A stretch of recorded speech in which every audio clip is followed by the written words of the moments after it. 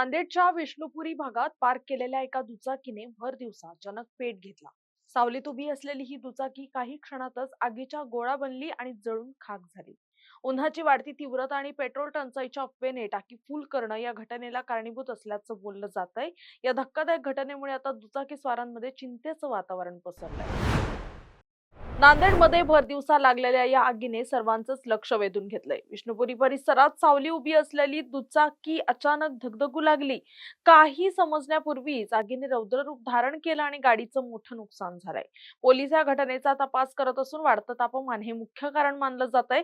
मात्र पेट्रोल टंचाईच्या अफवेमुळे अनेक जण गाड्यांचे टँक पूर्णपणे भरतायत। टाकी ओव्हरफ्लो झाल्याने गॅस तयार होऊन ही आग लागल्याचा प्राथमिक अंदाज आहे। उन्हाळ्यात अशा प्रकारे टाकी काठोकाठ भरणं आता वाहनधारकांसाठी धोक्याचं ठरतंय।